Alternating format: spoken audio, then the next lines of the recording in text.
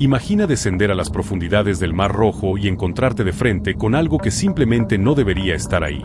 Eso fue exactamente lo que ocurrió cuando buzos localizaron lo que parece ser el ejército de un faraón descansando en el lecho marino. Las imágenes no solo sorprendieron, dejaron a especialistas en historia del antiguo Egipto completamente desconcertados. Lo que salió a la luz no fue una simple reliquia perdida en el tiempo, sino algo con el potencial de desafiar décadas de consenso académico y reavivar debates que muchos creían cerrados. No se trata de un barco hundido aislado ni de objetos dispersos al azar. El escenario encontrado parece una fotografía congelada de un enfrentamiento dramático, preservado bajo capas de coral como si el propio océano hubiera decidido resguardar ese momento para la eternidad. A finales de 2024, una misión de buceo llevada a cabo con extremo sigilo reveló evidencias que muchos estudiosos consideraban demasiado improbables para ser reales. Durante años, hipótesis similares fueron clasificadas como mito o exageración. Aún así, ahí estaba la prueba material, silenciosa y monumental. Esparcidas por el fondo marino aparecían cientos de ruedas de carros de guerra, osamentas de caballos y restos humanos, todos incrustados en formaciones de coral que crecieron a lo largo de los siglos. El equipo no estaba ahí por casualidad. Utilizaban tecnología de última generación, sonar de barrido lateral capaz de mapear el relieve submarino con precisión impresionante, vehículos sumergibles operados remotamente con cámaras de altísima definición y magnetómetros lo suficientemente sensibles para detectar pequeñas variaciones metálicas bajo la arena. El punto exacto de búsqueda, en el Golfo de Aqaba, fue seleccionado con base en registros antiguos y teorías que durante mucho tiempo fueron ignoradas por la comunidad académica. Cuando las primeras imágenes aparecieron en la pantalla del sonar, el operador tuvo que revisar los datos para asegurarse de que no se trataba de un error. Lo que surgía ante él eran formas geométricas alineadas en un patrón inusual, formando una extensa trayectoria en el fondo del mar. No tenían la irregularidad típica de las rocas naturales. Eran circulares, simétricas y organizadas de una manera que sugería claramente intervención humana. La posibilidad de que se tratara de un conjunto de estructuras artificiales comenzó a cobrar fuerza en ese mismo instante. El vehículo submarino fue enviado entonces para investigar más de cerca. A medida que sus luces atravesaban la oscuridad profunda, una silueta redonda emergió de la arena. Una rueda antigua, con radios aún visibles bajo la capa de coral. Poco después apareció otra, y otra más, repitiendo el mismo patrón. Lo que se reveló fue un vasto campo de restos que se extendía por aproximadamente 2,5 kilómetros. La magnitud del hallazgo descartaba cualquier hipótesis de coincidencia. Aquello no era solo un sitio arqueológico curioso, era el vestigio de un episodio trágico a gran escala. Cuando buzos experimentados descendieron para documentar cada detalle manualmente, comprendieron que estaban frente a algo mucho mayor de lo que imaginaban. El fondo marino parecía un antiguo campo de batalla donde todo quedó interrumpido de forma abrupta. La disposición de los restos indicaba movimiento, desorden y un colapso repentino, como si un gran contingente estuviera en retirada cuando fue alcanzado por una fuerza irresistible. Las propias ruedas ofrecían pistas valiosas. Había modelos con 4 radios, otros con 6 e incluso con 8. Cada configuración corresponde a distintas etapas de desarrollo de los carros militares utilizados durante el periodo del Nuevo Imperio Egipcio.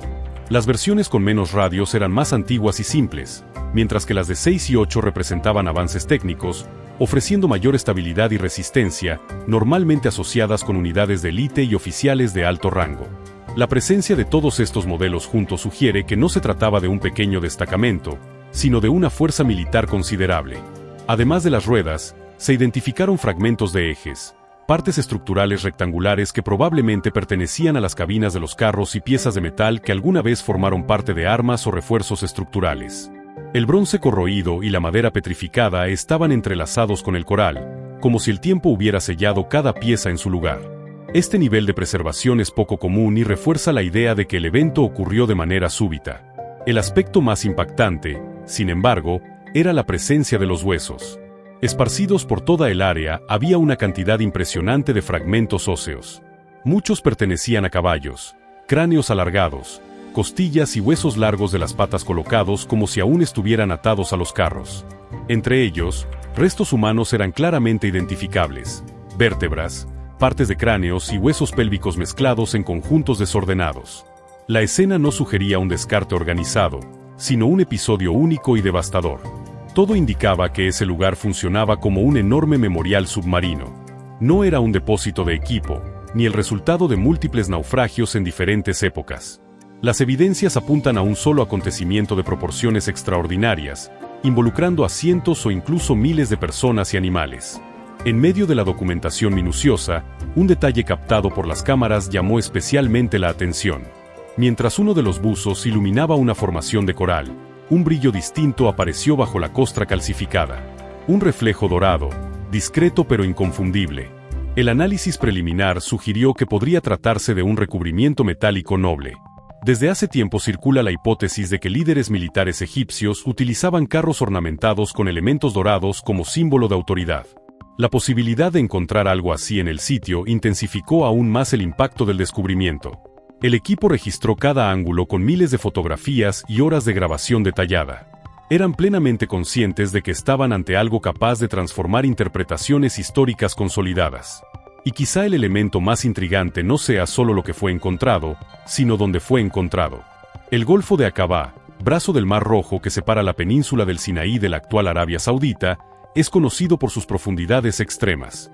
En muchos tramos, el fondo desciende más de 1000 metros, formando verdaderos cañones submarinos imposibles de cruzar para cualquier ejército de la antigüedad. Sin embargo, exactamente en la región donde se localizaron los restos, existe una formación geológica singular, un amplio plató sumergido que conecta a ambas orillas. Este corredor natural se extiende por cerca de 16 kilómetros, partiendo desde la playa de Nubeiba, en Egipto, hasta la costa opuesta. A diferencia de las zonas adyacentes, ahí la profundidad es considerablemente menor, creando una especie de puente natural bajo el agua. La coincidencia entre la ubicación de este paso y el campo de restos plantea preguntas que van mucho más allá de la arqueología tradicional, y es precisamente eso lo que hace que esta historia sea tan impactante e imposible de ignorar. Si observas los mapas batimétricos de la región, el contraste es impresionante. A los lados de esa formación sumergida, el fondo del mar se desploma abruptamente en verdaderos abismos que superan 1 kilómetro de profundidad. Son murallas submarinas gigantescas, como si la corteza terrestre hubiera sido partida en dos. Sin embargo, en el centro de esa zona existe una elevación extensa y relativamente menos profunda, que alcanza alrededor de 270 metros en su punto más hondo. En términos geológicos, esto crea una especie de corredor natural en medio de un entorno prácticamente imposible de atravesar. Los estudios de sonar lo dejan claro. Las imágenes muestran un trazo amplio, continuo y bien definido, con kilómetros de extensión, conectando una orilla con la otra. No es una pequeña elevación aislada, sino una estructura lo suficientemente ancha como para permitir el paso de un grupo numeroso, al menos en teoría. A lo largo de aproximadamente 160 kilómetros del Golfo de Aqaba, este es el único punto donde una travesía terrestre antigua podría siquiera considerarse. Y es aquí donde la geografía comienza a relacionarse de manera intrigante con narraciones muy antiguas. El relato bíblico describe a un pueblo en huida, acorralado entre el mar y cadenas montañosas, mientras un ejército poderoso se aproximaba rápidamente por detrás. La descripción habla de un lugar sin rutas de escape laterales, rodeado por elevaciones empinadas, donde la única salida posible estaría al frente. La playa de Nubeiba encaja de forma sorprendente en ese escenario. Se trata de una franja de arena amplia, rodeada de montañas escarpadas que funcionan como barreras naturales. Quien llega ahí nota que no existen caminos alternativos por los costados. La única apertura significativa está orientada hacia el mar. Y justo frente a esa playa se encuentra el plató sumergido identificado por los equipos modernos. El detalle más intrigante es que esta formación no puede verse desde la superficie. No hay señales visibles que permitan identificarla a simple vista. Solo se vuelve perceptible mediante tecnología avanzada de mapeo submarino. Aún así, la narrativa antigua señala precisamente un lugar con estas características geográficas específicas. Esto plantea una pregunta incómoda. ¿Cómo describir con tanta precisión un punto que solo recientemente pudo analizarse con recursos tecnológicos sofisticados? Otro elemento que llama la atención es la disposición de los artefactos encontrados. No están esparcidos al azar.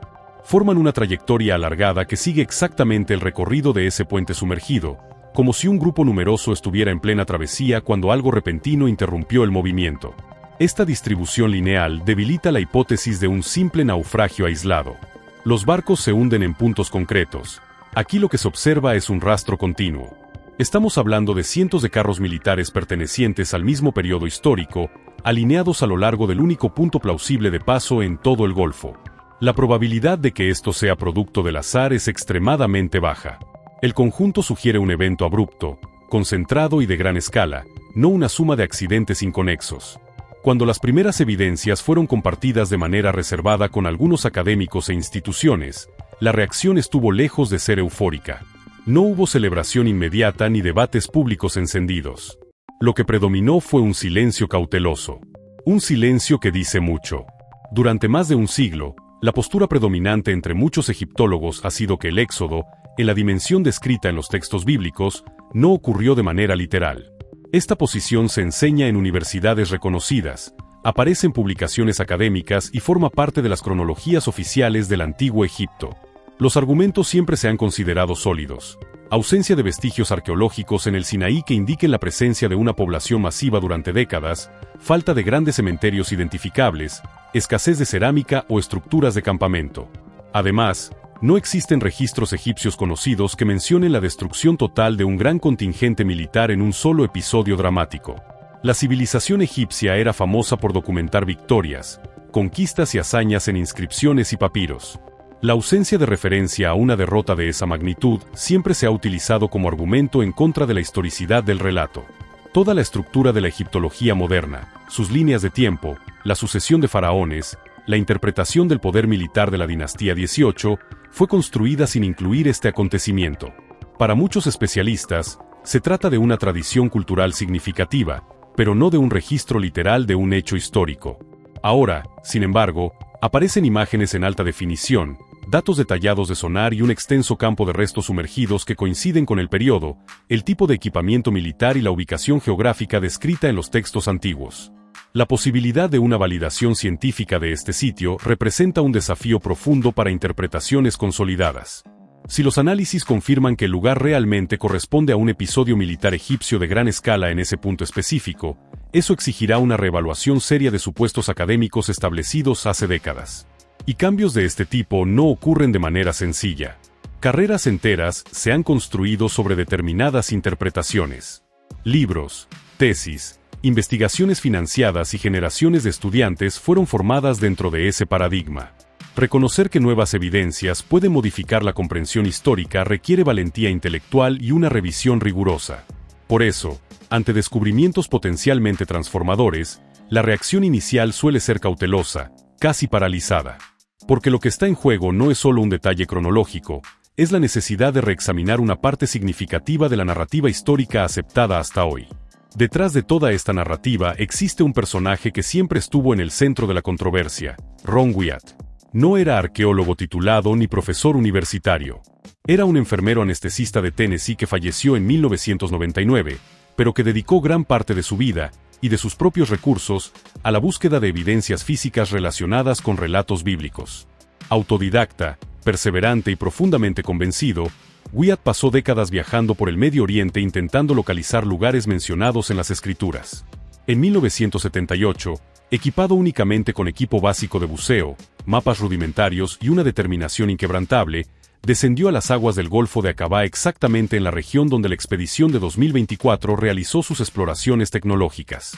Lo que Wyatt afirmó haber visto en aquel entonces parecía demasiado extraordinario para tomarse en serio. Ruedas de carros incrustadas en coral, osamentas humanas mezcladas con restos de caballos y fragmentos estructurales compatibles con antiguos vehículos militares.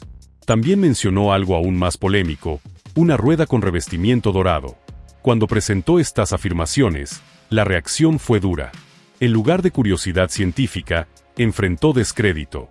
Fue acusado de interpretar formaciones naturales como si fueran artefactos, de ver patrones donde no existían y de permitir que sus creencias influyeran en sus conclusiones.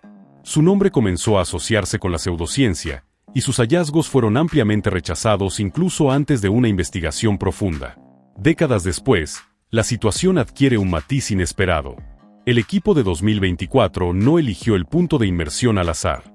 Partieron de las coordenadas y registros dejados por Wyatt. Con equipos valorados en millones de dólares, sonares de alta precisión, vehículos operados remotamente con cámaras 4K y sensores avanzados, comenzaron a comprobar, punto por punto, aquello que durante años fue considerado fantasía. Los resultados llamaron la atención. El mapeo confirmó la existencia del puente sumergido descrito. Las imágenes captadas por los ROV revelaron ruedas con 4, 6 y 8 radios, exactamente como Wyatt había relatado. Los buzos documentaron huesos humanos y de caballos distribuidos a lo largo del mismo trayecto lineal. Y entre las formaciones de coral aparecieron reflejos metálicos compatibles con la descripción de un objeto ornamentado. Para los especialistas que durante décadas descartaron sus afirmaciones, la situación se volvió delicada. No se trata solo de validar un detalle aislado, sino de reconocer que un investigador independiente pudo haber identificado correctamente un campo de restos submarinos de gran magnitud. Esto obliga a reconsiderar la imagen que se construyó sobre él con el paso del tiempo. Sin embargo, existe un elemento aún más inquietante.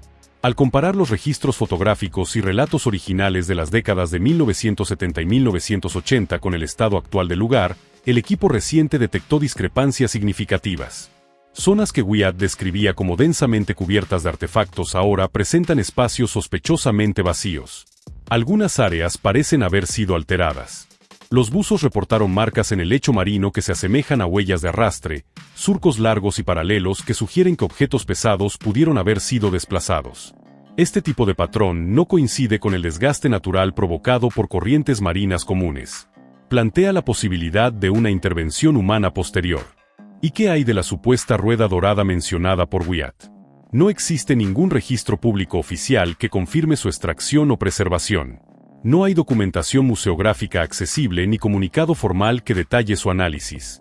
El objeto descrito simplemente no aparece en archivos institucionales conocidos. Esto alimenta especulaciones sobre lo que pudo haber ocurrido durante las últimas 4 décadas. Si, hipotéticamente, partes del sitio fueron retiradas de manera discreta, eso añade una dimensión todavía más compleja a la historia. No estaríamos solo ante un descubrimiento arqueológico controvertido, sino frente a un posible proceso silencioso de extracción de evidencias. Y el impacto de todo esto va más allá de la arqueología. Si la autenticidad del lugar se confirma de manera concluyente, estaríamos hablando de vestigios físicos asociados con uno de los episodios más conocidos del Antiguo Testamento. Esto tendría repercusiones profundas no solo en el ámbito académico, sino también en el panorama religioso y cultural global. El judaísmo, el cristianismo y el islam comparten tradiciones que dialogan con esta narrativa. Una validación arqueológica concreta influiría en debates teológicos, discusiones históricas e incluso en percepciones geopolíticas en regiones donde religión y política están estrechamente vinculadas. Las evidencias materiales suelen tener un peso simbólico enorme cuando tocan fundamentos de fe. Las imágenes captadas en 2024 muestran algo innegablemente fuera de lo común descansando en las profundidades del Mar Rojo. Podría tratarse de uno de los descubrimientos más impactantes en la historia de la arqueología subacuática. También podría requerir años de análisis riguroso antes de llegar a cualquier conclusión definitiva. Lo que llama la atención por ahora no es solo lo que se encontró, sino la cautela casi absoluta que rodea el tema. Cuando un asunto tiene el potencial de modificar paradigmas consolidados, la reacción rara vez es inmediata. Las instituciones tardan en pronunciarse, los investigadores esperan validaciones independientes y el debate suele desarrollarse tras bambalinas antes de hacerse público. Mientras tanto, el sitio permanece allá abajo, vulnerable al paso del tiempo, a las corrientes y a posibles intervenciones. La gran pregunta que queda es simple y al mismo tiempo enorme. ¿Estamos ante un giro histórico o frente a un enigma que requerirá una nueva generación de estudiosos para comprenderse por completo? El silencio no pone fin a la discusión, simplemente la vuelve aún más intrigante.